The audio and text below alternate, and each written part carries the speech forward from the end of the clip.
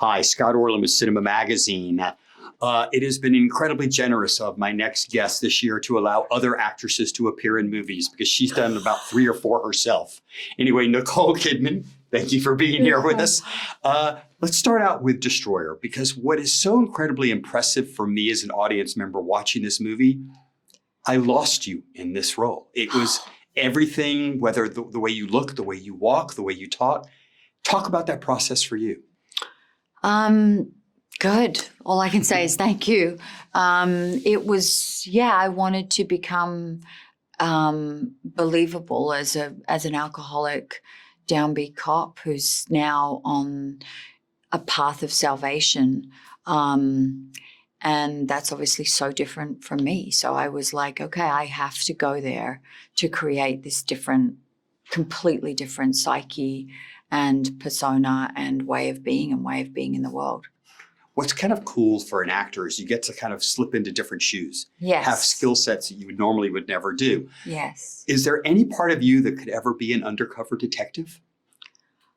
I don't think I have the wherewithal, actually. I think it's a highly stressful job, and I tend to absorb stress, which is not a great thing. I do not think I'd be very good at it. I think I'd wig out. It would be too much for me.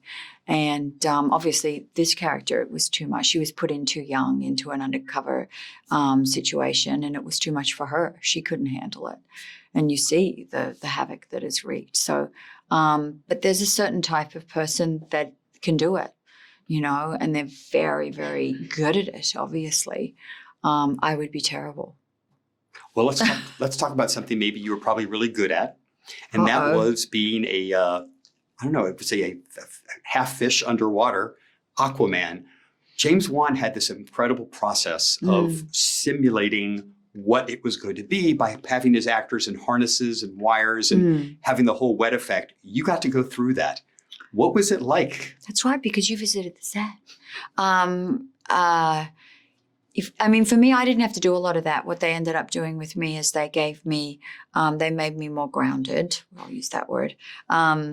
Because just the nature of the queen. But in terms of, I'm very much a small role in the film, but hopefully a pivotal role because she is the mother of Aquaman. I birthed Aquaman.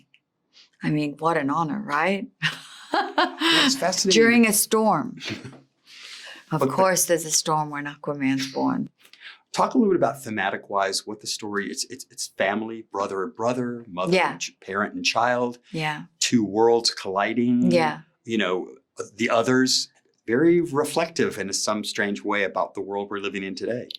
It's interesting because James is so of now, and he knows the culture and he knows, I'm just always astounded, but he's also incredibly filled with enthusiasm and love and joy.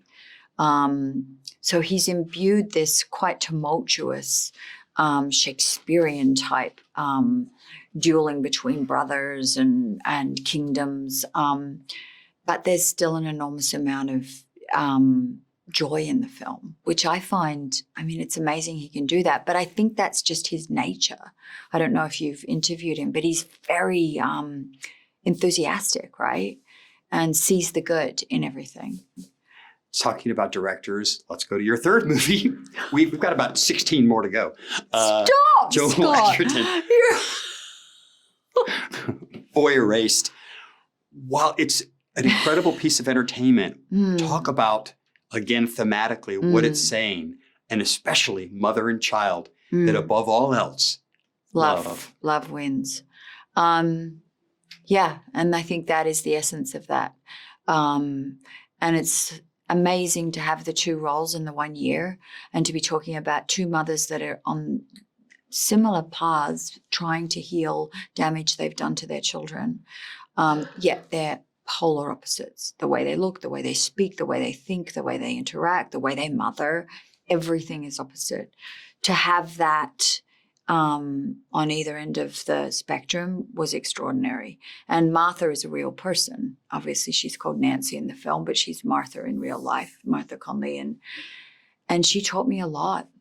she's a very, and she and her son, even though they navigated a really difficult path, they have one of the best relationships I've ever seen between a mother and a son.